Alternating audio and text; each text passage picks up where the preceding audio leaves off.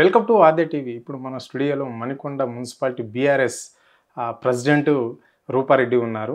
So ఇప్పటికీ రాష్ట్ర ప్రభుత్వం ఏర్పడి 18 నెలలు అవుతుంది. మరి ప్రజలకు ఇస్తున్న 6 గ్యారెంటీల ముచ్చటేంది, రాష్ట్రంలో ఏ విధంగా రేవంత్ రెడ్డి సర్కార్ పాలన నడుస్తుంది అనేది అడిగి తెలుసుకునే ప్రయత్నం చేద్దాం.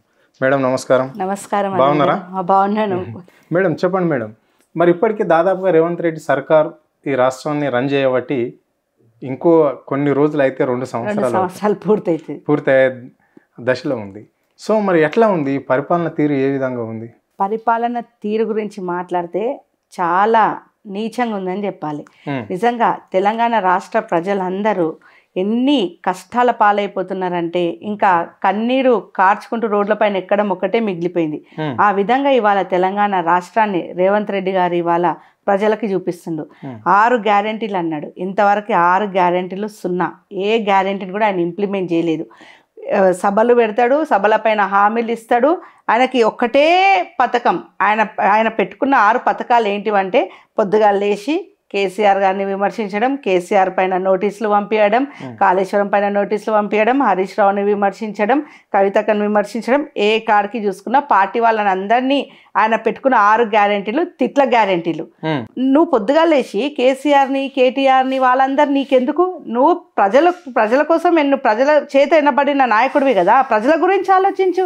ప్రజల సమస్యలు ఏంటివి, ప్రజలకు నేనేం చేయాలి, ప్రజలు నాకు ఒక నమ్మకం పైన ఎన్నుకున్నారు, నేను ఇట్లా సభలు పెట్టినప్పుడు ఇన్ని హామీలు ఇచ్చినా, ఇన్ని వేసినా, మళ్ళీ ఎక్కడ ఇంప్లిమెంట్ చేసినా, ఆడపిల్ల పథకాలు ఏవి, షాదుకు తులం బంగారం ఏది, ప్రియాంక గాంధీ ఏమో స్కూటీ అని, ఒక్క స్కూటీ లేకపోయే, గతి లేకపోయే, ఏం లేదు, గతి లేని హామీలన్నీ ఎందుకు ఇవ్వాలి అసలు?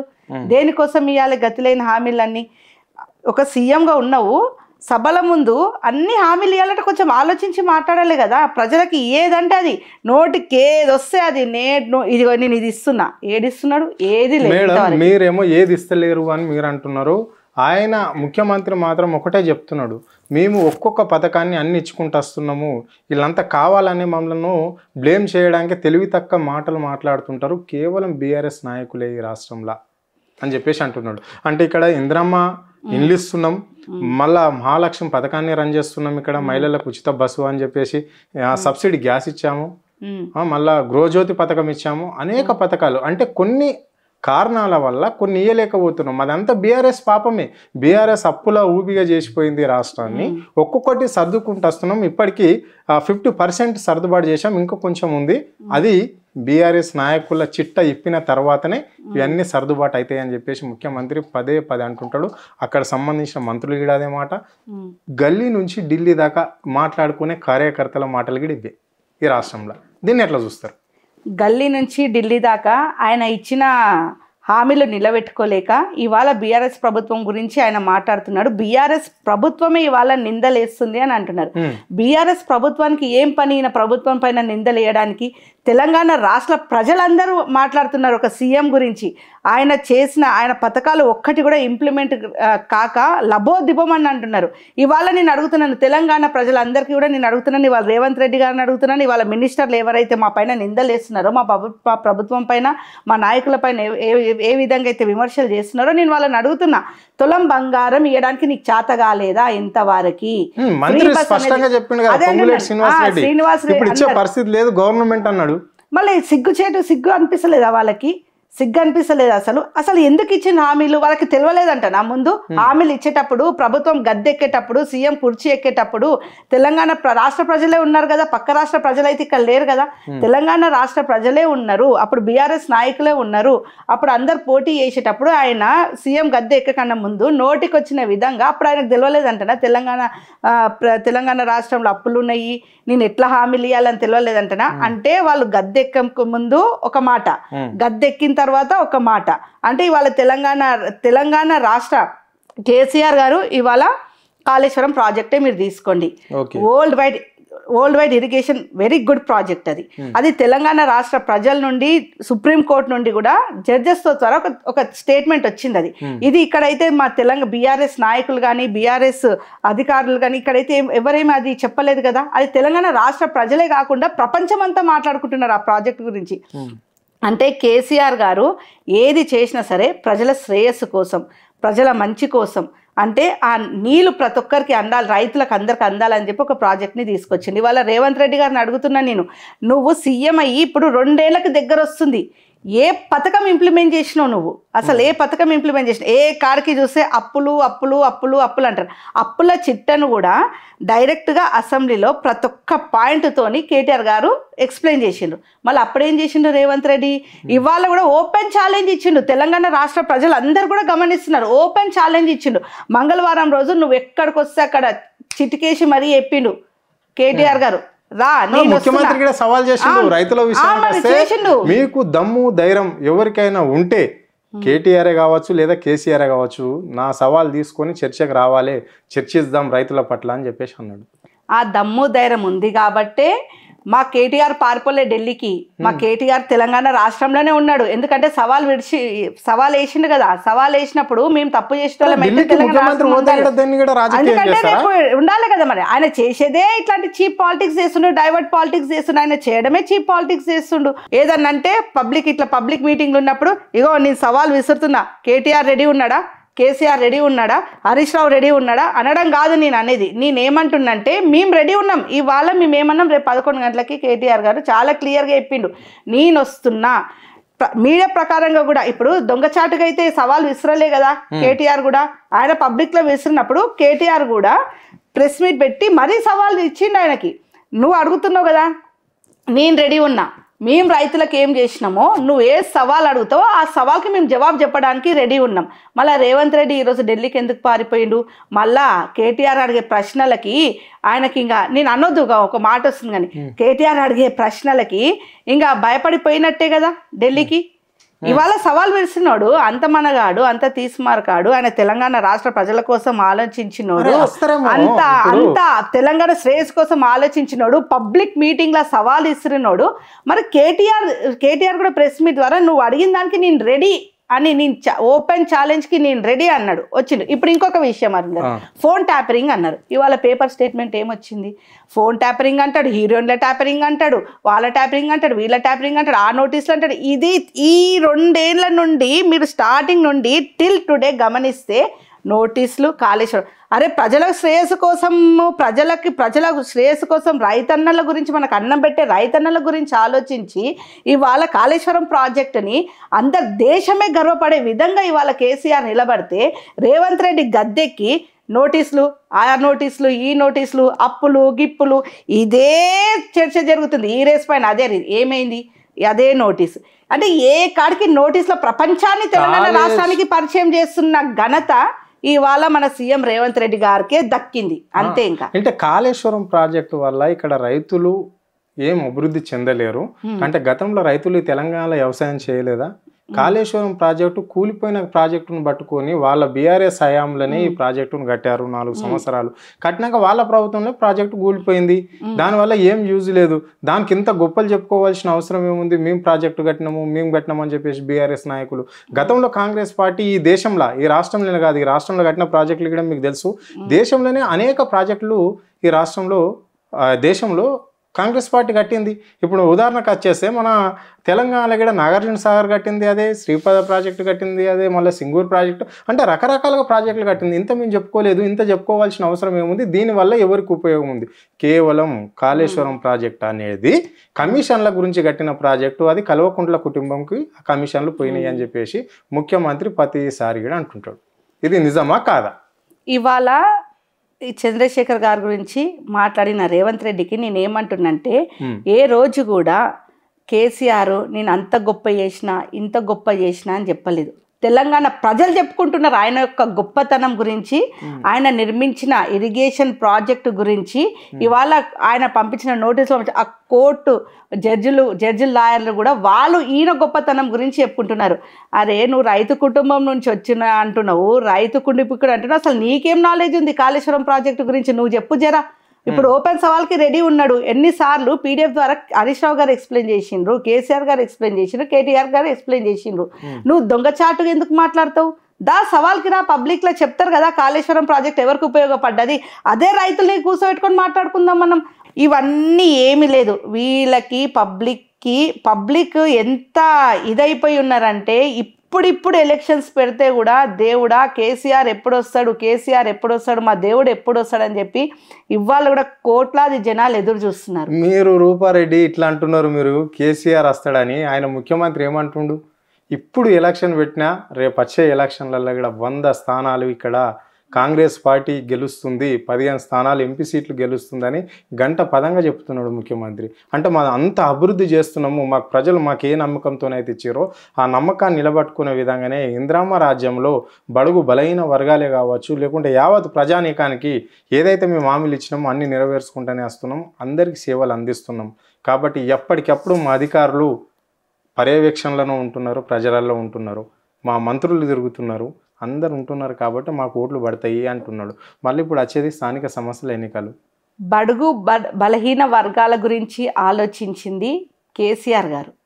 బడుగు రేవంత్ రెడ్డి గారు అనడం నిజంగా ఇవాళ నవ్వొస్తుంది నాకు. నిజంగా తెలంగాణ ప్రజలు కూడా నవ్వుతారు ఈ మాట వింటే. ఎందుకంటే వాళ్ళ గురించి ఆలోచించింది కేసీఆర్, ప్రతి ఒక్క కులస్తుల గురించి ఆలోచించింది కేసీఆర్, ప్రతి ఒక్క ప్రజల గురించి ఆలోచించింది కేసీఆర్, ఇవాళ అవ్వ తాతల గురించి ఆలోచించింది కేసీఆర్, ఒక తల్లి గురించి ఆలోచించింది కేసీఆర్, ఒక బిడ్డ గురించి ఆలోచించింది కేసీఆర్. ఇక్కడ ప్రతి ఒక్కరి గురించి ఆలోచించి పథకాలు పెట్టింది కేసీఆర్, రేవంత్ రెడ్డి కాదు. అంటే ఇప్పుడు కేసీఆర్ పెట్టిన పథకాలు ఎక్కడ ఆగిపోతున్నాయి అని చెప్పేసి ఇక్కడ అన్నాడు. అంటే ఇక్కడ పెన్షన్స్ ఇస్తలేమా, కళ్యాణ లక్ష్యం పైసలు ఇస్తలేమా, షాదీ ముబారక్ ఇస్తలేమా, లేకుంటే వైఎస్ రాజశేఖర రెడ్డి పెట్టిన ఆరోగ్యశ్రీ పథకం కూడా ఇక్కడ ఇంప్లిమెంట్ చేస్తున్నాం కదా, ఏ పథకం ఆగిపోయిందని ఇంత కడుపుమంట బీఆర్ఎస్ నాయకులకు కావాలని బురద తల్లే ప్రయత్నం ఎందుకు చేస్తున్నారు ఈ రాష్ట్రంలో అని చెప్పేసి ఇక్కడ ఆయన ఇలాంటి వ్యాఖ్యలు చేయడం అనేది అయితే జరిగింది. మరి బురద జల్లే వ్యాఖ్యలు చేస్తున్నది రేవంత్ రెడ్డి. ఇవాళ మీరు అడిగిండ్రు షాదీ ముబారక్ ఇస్తలేమని. షాదీ ముబారక్ ఎవరు ఇంప్లిమెంట్ చేసిన పథకము? కేసీఆర్ ఇంప్లిమెంట్ చేసింది. కేసీఆర్ ఇంప్లిమెంట్ చేసిందే నువ్వు బిచ్చం ఎత్తుకొని ఇచ్చినట్టు నువ్వు అదే ఇస్తున్నావు 1,00,000 రూపాయలు. మేము ఏమంటున్నాము, మేము 1,00,000 రూపాయలు ఇస్తున్నదే ఇస్తున్నావు, మా కేసీఆర్ ఇచ్చేదే ఇస్తున్నావు. మళ్ళీ నువ్వు తులం బంగారం ఇస్తాంటివి కదా, ఎక్కడ ఇచ్చినావు? ఇయనే లేవు. నువ్వు ఇంప్లిమెంట్ చేసిన పథకం తులం బంగారం ఎక్కడ ఇచ్చినావు? మా కేసీఆర్ ఇస్తున్నది షాదీ ముబారక్, కళ్యాణ లక్ష్మి 1,00,000 రూపాయలు అనేది, అదే 1,00,000 రూపాయలే నువ్వు ఇస్తున్నావు. ఇవాళ మహాలక్ష్మి ఎవరికి వచ్చింది? అసలు ఒక్కరికన్నా వచ్చిందా మహాలక్ష్మి పథకం? ఒక్కరికి కూడా అందలేదు. ఇప్పుడు మొన్న కూడా మేమే పట్టుకొని స్ట్రైక్ చేసి మేము మహాలక్ష్మి పథకాలు లేవు, స్కూటీలు లేవు, పెన్షన్లు లేవు, వృద్ధాప్య పెన్షన్ పెంచుతున్నావు, ఎక్కడ పోయింది? మేమేవైతే ఇంప్లిమెంట్ చేసినామో అవి కూడా చక్కగా ప్రజల లోపలకు వీళ్ళు ఇస్తలేరు. ఈ గ్యాస్ అంటారు, ఇందిరమ్మ ఇండ్లు అంటారు, అసలు ఎంతమందికి ఇచ్చిండ్రు? రైతు రుణమాఫీ అంటారు, రైతు బంధు అంటాడు, 3 సార్లు వేయాల్సింది ఒక్కసారి వేస్తాడు. అసలు రంగారెడ్డి రైతులకి మళ్ళీ మొన్నటి వరకు కూడా అసలు పడకపోతే అది కూడా కార్తిక్ రెడ్డి గారు ఒక స్టేట్మెంట్ ఇచ్చిండు. రంగారెడ్డి అంటే అగ్రస్థానంలో ఉన్న రంగారెడ్డి రైతులకి పడలేదని చెప్పి మరి పడకపోతే పడనట్టే కదా. మరి ఈయన ఎన్ని కోట్లు ఇస్తున్నా అన్నప్పుడు అందరికీ న్యాయం జరగాలి. అంటే వాళ్ళు రైతులు కాదా? వాళ్ళు అడక తిన్నటోలా? అంటే వీళ్ళంతానే రైతులా? ఆయన వాళ్ళకి కనిపిస్తలేరా? ఎందుకు రేవంత్ రెడ్డి ఇట్లాంటి ఫాల్స్ అలిగేషన్స్ చేశారని చెప్తాను. నేనేమంటున్నానంటే, నువ్వు ఒక హోందా కుర్చీలో ఉన్నావు, ఒక సీఎంగా ఉన్నావు. ఇవాళ తెలంగాణ రాష్ట్ర ప్రజలు నిన్ను ఎన్నుకోబడ్డారు, ప్రజలందరూ ఎన్నుకోబడితేనే నువ్వు సీఎం అయినావు. నేనేమంటున్నానంటే, నువ్వు ఏ కాడికి కేసీఆర్ కుటుంబం పైన ఎందుకు ఫోకస్ చేస్తావు? అంటే నీకు అంత భయమా మా నాయకులు అంటే? మేము అధికారంలో లేకపోయినా కూడా నిద్ర పోతే మా గురించి ఆలోచిస్తాడు, నిద్ర పోకపోయినా మా గురించి ఆలోచిస్తాడు. అసలు తిండేనా తిన్నాడు. ఏ కాడికి కేసీఆర్ నేమ్ చేయాలి, కేటీఆర్ నేమ్ చేయాలి, హరీష్ రావుకి ఏ నోటీస్ పంపించాలి, ఫోన్ ట్రాపింగ్ ఎట్లా చేయాలి, ఏ ఏసీపీలకు కాల్ చేయాలి, నోటీసులు పంపించండి అని చెప్పాలి. ఇవి తప్పితే తెలంగాణ ప్రజల కోసం, శ్రేయస్సు కోసం ఏం చేసింది? ఇవాళ రియల్ ఎస్టేట్ రంగం పోండి ఒకసారి, మీరు పబ్లిక్ లకి వెళ్ళండి. నేనేమంటున్నానంటే, అంటే ఒక్క నిమిషం చెప్పండి. అంటే ఇక్కడ ఓన్లీ బీఆర్ఎస్ కుటుంబాన్ని టార్గెట్ చేస్తున్నారు అని మీరు అంటున్నారు. అంటే కేసీఆర్ కుటుంబాన్ని ఆయన ఒక ఇంటర్వ్యూలో కూడా చెప్తాడు ముఖ్యమంత్రి, నాకు వాళ్ళతో సాటి ఏంది, నా స్థాయి ఏంది, వాళ్ళ స్థాయి ఏంది, నాకు ప్రజలు ముఖ్యం కాబట్టి ప్రజలతో ఉన్నా కానీ నాకు కక్ష రాజకీయాలు చేయవలసిన అవసరం నేను లేదు, రివెంజ్ తీసుకుంటలేనని చెప్పేసి కూడా ఒక మీడియా ఛానల్ అంటుంటాడు ముఖ్యమంత్రి. నా స్థాయికి సరిపోయే స్థాయి కాదు వాళ్ళది అన్నాడు. ఆయన స్థాయి మొత్తం దిగజారిపోయింది కాబట్టి ఇవాళ దిగజారిన పనులే ఆయన చేస్తున్నాడు. ఆయన స్థాయి అది కాకపోతే, ఆయన దిగజారిన స్థాయిలో ఆయన లేకపోతే, ఆయనకు ఆ భయము లేకపోతే, ఆ దిగులు లేకపోతే, ఆ చింత లేకపోతే ఇవాళ మా నాయకుడి గురించి అంత ఆలోచించాడు.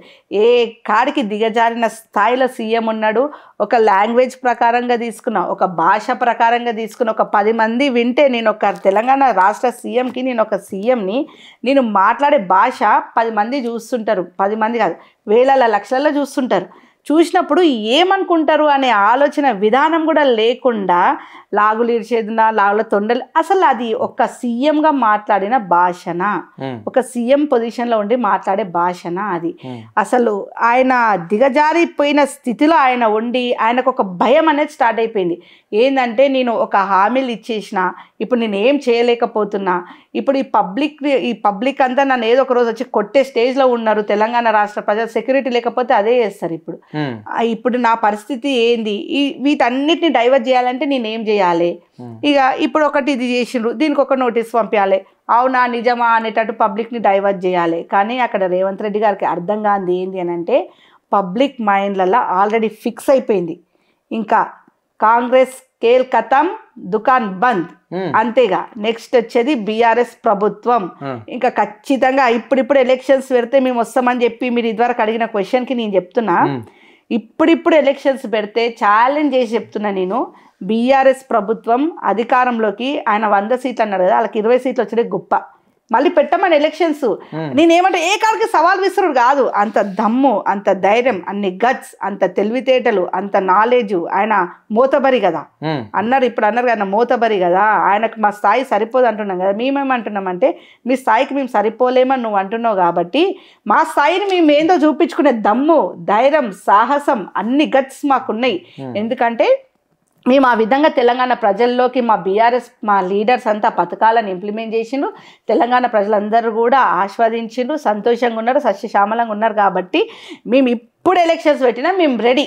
అంటే ఇప్పుడు స్థానిక సమస్యలు ఎన్నికలు వస్తున్నాయి. ఇక్కడ ప్రధానంగా 3 పార్టీలు తలబడే అవకాశం కనిపిస్తుంది ఈ గ్రేటర్ హైదరాబాద్లో. అంటే బీజేపీకి బీఆర్ఎస్కు పోటీ ఉంటుందా, కాంగ్రెస్కు బీజేపీకి ఉంటుందా, లేకుంటే కాంగ్రెస్కు బీఆర్ఎస్కు ఉంటుందా?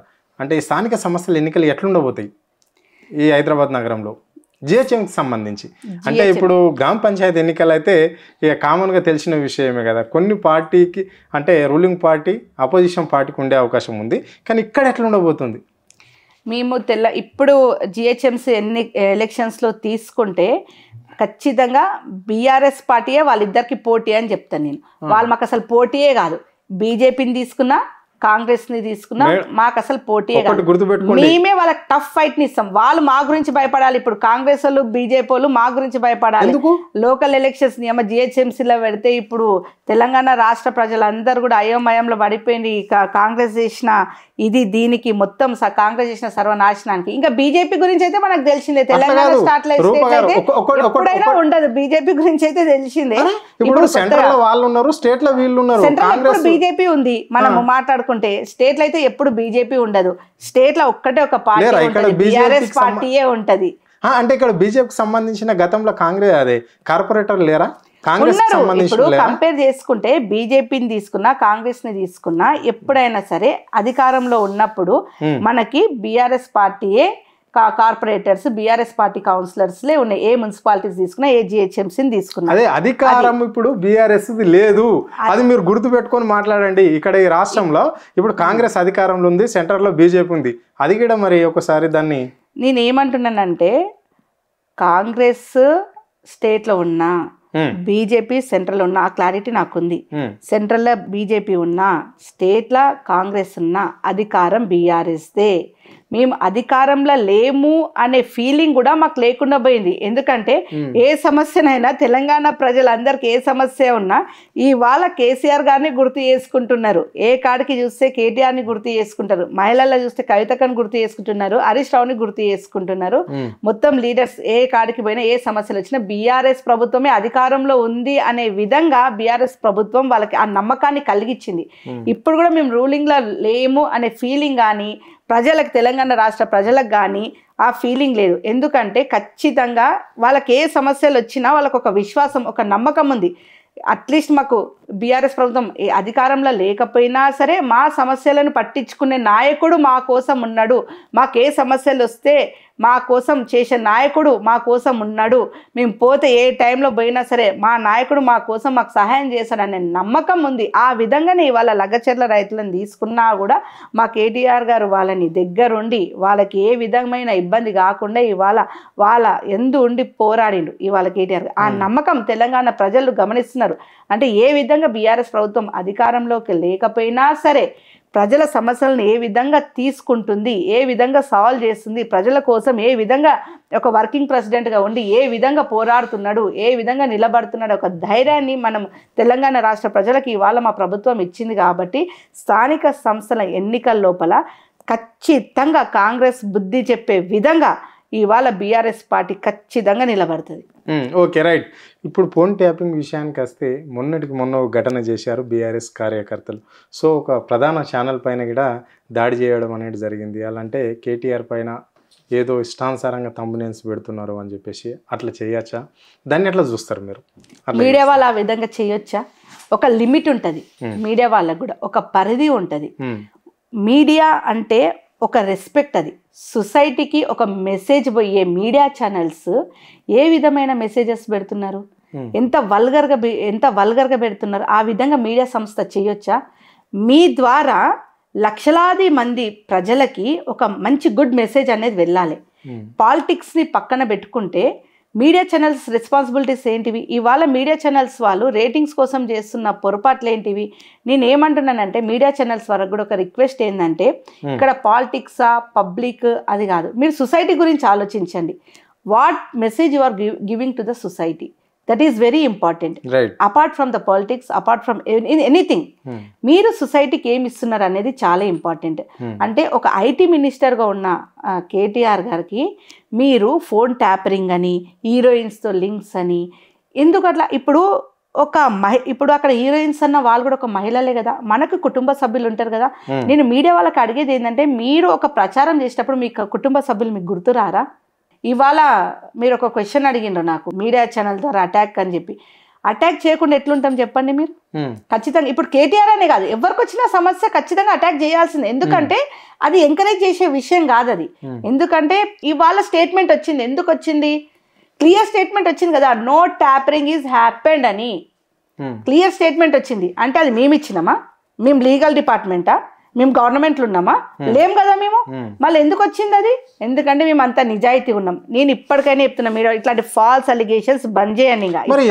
ఇక్కడ ఈ రాష్ట్రంలో బీఆర్ఎస్ నాయకులను ఎందుకు టార్గెట్ చేస్తున్నారు? ఇప్పటికే కేటీఆర్ పైన దాదాపుగా 14 పైగా కేసులు, మళ్ళా ఆయనతో ఉన్న అనుచరుల పైన కేసులు, ఇప్పుడు కౌశిక్ రెడ్డి కావచ్చు, కొంతమంది బీఆర్ఎస్ నాయకుల పైన కూడా కేసులు ఉన్నాయి. ఎందుకు మరి ఇంత టార్గెట్ చేయవలసిన అవసరం మీ ప్రభుత్వానికి ఎందుకు వస్తుంది? ఏదో ఒక కేసులో మాత్రం కేసీఆర్ జైల్లోకి పోతాడు అని చెప్పేసి చిన్న స్థాయి కార్యకర్తలు కూడా కాంగ్రెస్కి సంబంధించిన వాళ్ళు గట్టిగా నమ్ముతున్నారు ఢిల్లీ దాకా. దీన్ని ఎట్లా చూస్తారు మీరు? నేను ఒక విషయం చెప్పాలన్నా, ఇప్పుడు చిన్న స్థాయి నుంచి కాంగ్రెస్ నాయకులు అనుకుంటున్నారని, ఆ చిన్న స్థాయి నుంచి కాంగ్రెస్ గవర్నమెంట్లో మాట్లాడుకున్న కార్యకర్తలు కూడా ఉన్నారు. ఇది ఎందుకురా నాయన ఈ ప్రభుత్వం అనవసరంగా, ఈ రేవంత్ రెడ్డి వాళ్ళ పార్టీలో వాళ్ళు మాట్లాడుకున్న వాళ్ళే ఉన్నారు. నీ అమ్మ ఇది ఒక సముద్రం రా నాయన, ఈడ ఏమీ లేదు అసలు, ఒకరిని గుర్తిస్తే ఇంకొకరిని గుర్తించారు, ఆ గుసగుసల్లోనే వాళ్ళు ఉన్నారు. వాళ్ళకి ఇప్పుడు కాంగ్రెస్ ప్రభుత్వం ఉన్నా, బీఆర్ఎస్ ప్రభుత్వం ఉన్నా, బీజేపీ ఎవరున్నా, ఇక్కడ పబ్లిక్ టాక్ ఏంటంటే రియల్ ఎస్టేట్ రంగం ఇప్పుడు ఏ ప్రభుత్వంలో ఉన్న వాళ్ళు కూడా ఇర్రెస్పెక్టివ్ ఆఫ్ పార్టీస్, ప్రభుత్వం ఏ ప్రభుత్వాలు ఉన్నా ఒక రియల్ ఎస్టేట్ రంగంలో ఉన్నారు. ఇప్పుడు వాళ్ళు కూడా చిప్ప పట్టుకునే స్టేజ్కి వచ్చిండ్రు. ఇప్పుడు వాళ్ళు మీరు అంటున్నారు గుసగుసలు సీఎం కేసు కాదు, ఈ రేవంత్ రెడ్డి గారు పోతే బాగుండరా నాయనా, ఈసారి అనవసరంగా మేము ఓటేసి తప్పు చేసినాము అని చెప్పి కాంగ్రెస్ వాళ్ళు మాట్లాడుకున్నారు. కార్యకర్తలు కూడా చాలా మంది ఉన్నారు. వాళ్ళంతలో వాళ్ళ నోటిల నుండి లక్షలాది మంది కార్యకర్తలు వాళ్ళ నోటిల నుండి నెక్స్ట్ వచ్చేది బీఆర్ఎస్ ప్రభుత్వం అని మేము విన్నాము. నెక్స్ట్ వచ్చేది బీఆర్ఎస్ ప్రభుత్వం. కాంగ్రెస్ వాళ్ళు మాట్లాడుకున్న మాటలు, మా బీఆర్ఎస్ వాళ్ళు మాట్లాడుకున్న మాటలు కాదు, కాంగ్రెస్ కార్యకర్తలు మాట్లాడుకున్న మాటలు. మాకు ఫోన్లు చేసి అట్లా ఏదైనా మాట్లాడినప్పుడు అంటారు నెక్స్ట్ వచ్చేది మీ ప్రభుత్వమే. అబ్బా అసలు మా పరిస్థితి ఏం బాలేదు, మొత్తం దిగజారిపోయినాము, మా రియల్ ఎస్టేట్ రంగం అయితే సర్వనాశనం. ఈ విషయానికి వస్తే ఇప్పుడు హైదరాబాద్ లో రియల్ ఎస్టేట్ రంగం ముందుకు పోయే స్థాయిలో ఉందా లేదా అంటే, మరి తెలంగాణ వ్యాప్తంగా ఏ జిల్లాలైనా రియల్ ఎస్టేట్ ఎందుకు కుట్టుబడిపోతుంది అంటే? హైదరాబాద్ అంటే అభివృద్ధి చెందింది అనుకుందాం, మరి జిల్లాలలో కూడా ఉంది కదా, ఎందుకు ఈ 18 నెలల్లో ఎక్కడ కూడా ఇప్పుడు ఎవరిని కదిలించిన రియల్ ఎస్టేట్ వ్యాపారులను కావచ్చు, అమ్మకందారులు సిద్ధంగా ఉన్న కొననికి సిద్ధంగా లేరు. ఎందుకు ఇట్లా ఈ స్థాయికి హైదరాబాద్లో రియల్ ఎస్టేట్ రంగం దిగజారింది? తెలంగాణ రాష్ట్రంలో మన హైదరాబాద్నే అని కాదు, పక్కన పల్లెటూరు ఎక్కడ పోయినా సరే డబ్బులు ఉంటే ఉంచుకుందాం నాయన కానీ ఇప్పుడు ఏం కొనొద్దు అనే స్టేజ్లో మన రేవంత్ రెడ్డి తీసుకొచ్చిండు. ఆ ఘనత రేవంత్ రెడ్డికి దక్కాలి. ఎందుకంటే తెలంగాణ స్టేట్ అంటే రియల్ ఎస్టేట్ అంటే తెలంగాణ స్టేట్ అనే స్టేజ్కి తీసుకొచ్చిండు కేసీఆర్ గారు. ఇవాళ రేవంత్ రెడ్డి అసలు భూమి కొనాలంటే భయము, అమ్మాలంటే భయం అనే స్టేజ్కి రేవంత్ రెడ్డి తీసుకొచ్చిండు. అంటే రియల్ ఎస్టేట్ రంగాన్ని మొత్తం అతలా కుతలం చేసేసిండు. మొత్తం ఎక్కడైనా పెట్టుబడి పెట్టాలన్నా పెట్టలేకపోతున్నారు, కొనాలన్నా కొనలేకపోతున్నారు, ఎక్కడైనా బిల్డింగ్ ఏదైనా పర్మిషన్స్ తీసుకోవాలన్నా భయపడుతున్నారు. అంతే ఒక్కటే తెలంగాణ రాష్ట్ర నేను క్లారిటీ ఇస్తా. తెలంగాణ రాష్ట్ర ప్రజలందరూ కూడా ఎందుకు ఫిక్స్ అయిపోయిండ్రు, అరే ఆగుదాం 3 ఏళ్ళు అయితే మన ప్రభుత్వం వస్తుంది, మన కేసీఆర్ వస్తాడు, మన నాయకుడు వస్తాడు, బిందాస్గా చేసుకుందాం అని ఫిక్స్ అయిపోయిండ్రు. ఎందుకు ఫిక్స్ అయిపోయిండ్రంటే రేవంత్ రెడ్డి గారు తమ్ముళ్ళు చేసే దందాలకి భయపడి రియల్ ఎస్టేట్ల పెట్టుబడులు పెట్టాలన్నా, పర్మిషన్లు తీసుకోవాలన్నా, ఏది తీసుకోవాలన్నా కూడా కమిషన్ ఏజెంట్లని మమ్మల్ని అన్నారు చూసినవా ఇదివరకు, ఆ కమిషన్ ఏజెంట్లు వాళ్ళ కుటుంబంలో వెళ్ళిండ్రు. అంటే పదవులు లేకపోయినా పదవులలో సీఎం హోదా కంటే కూడా తమ్ముళ్ళు సీఎంల లాగా ఫీల్ అయిపోయి ప్రతి బిల్డింగ్ల దగ్గర, ప్రతి పర్మిషన్ల దగ్గర, ప్రతి దగ్గర కమిషన్ల లంచగుండ్లలాగా వాళ్ళైండ్రు. మేము కమిషన్లు కాదు, వాళ్ళు కమిషన్లకు అలవాటు పడి కమిషన్లు ప్రజలను తెలంగాణ రాష్ట్ర ప్రజలు పీడిస్తున్నారు. మొత్తం వాళ్ళ సర్కార్ అంతా దిగింది, వాళ్ళ సర్కార్ అభివృద్ధి పైన దిగలేదు, తెలంగాణ రాష్ట్రాన్ని అభివృద్ధి చేయాలని దిగలేదు. ఏడ దొరికితే ఆడ దోచుకుందాం అనే స్థితికి వాళ్ళు వచ్చేసిండ్రు. కాబట్టి తెలంగాణ రాష్ట్ర ప్రజలందరూ కూడా ఏమనుకున్నారంటే ఆ ఇండ్లు లేకుంటేవాయే, ఆ బిల్డింగ్లు లేకుంటేవాయే, ఆ రియల్ ఎస్టేట్ లేకుంటేవాయే, ఉండకాడికి తిందాం ఉందాం అనే స్టేజ్లో ఉన్నారు. కొంతమంది అయితే ఇంకొక 6 నెలలు ఇదే కంటిన్యూ అయింది, ఇదే ఫ్లో కంటిన్యూ అయిపోతే ఇక ప్రతి ఒక్క బిల్డర్లు కూడా రోడ్లపైకి వచ్చి ఇక ఆడక తినే పరిస్థితి వస్తుందో, ఆత్మహత్యలు చేసుకునే పరిస్థితి వస్తుందో, వాళ్ళ పరిస్థితి మింగలేక కక్కలేక అనే పరిస్థితికి ఇవాళ రియల్ ఎస్టేట్ రంగంలో ఎవరైతే ఉన్నారో ప్రతి ఒక్క బాధ గోస ఇక వాడు చెప్పుకోలేని ఇదిలా వాడున్నాడు. అంటే రేవంత్ రెడ్డి సర్కార్ ఆ విధంగా ప్రతి రంగాన్ని అతలాకుతలం చేసింది. హైదరాబాద్ బిల్డింగ్లు కూలగట్టే సర్వనాశనం చేసే ఆ దెబ్బకి ఎవడన్నా ఒక అపార్ట్మెంట్స్ కొందాము, జర లోన్ పెట్టి కొనుక్కుందాము, ఏదైనా కొనుక్కుందామన్నా కూడా వద్దులే, ఎందుకు కొనుక్కోవడం, 2-3 ఏళ్ళు అయితే మా బీఆర్ఎస్ ప్రభుత్వం వస్తుంది, బీఆర్ఎస్ ప్రభుత్వం వచ్చినప్పుడే కొనుక్కుందాం. అంటే ప్రజలు ప్రతి ఒక్కడు, ఇది నేను చెప్పిన మాట కాదు అరుణ్, మా బీఆర్ఎస్ ప్రభుత్వం అని కాదు, మా బీఆర్ఎస్ నాయకులు చెప్పిండ్రని కాదు, పబ్లిక్ టాక్ ఇది. మీరు మైక్ పట్టుకొని హైదరాబాద్ మొత్తంలో ఎక్కడ పోయినా సరే, పల్లెటూర్లలో ఎక్కడ పోయినా సరే పబ్లిక్ టాక్ ఇది, పబ్లిక్ ఒపీనియన్ ఇది. మేము సృష్టించింది కాదు, మేము అనుకున్నది కాదు, పబ్లిక్ టాక్ ఇది. అంటే ఆ విధంగా ఇబ్బంది పడుతున్నారు ప్రజలు. థ్యాంక్ యూ మేడం, మీ అమూల్యమైన టైం మాకు కేటాయించినందుకు ధన్యవాదాలు. Thank you.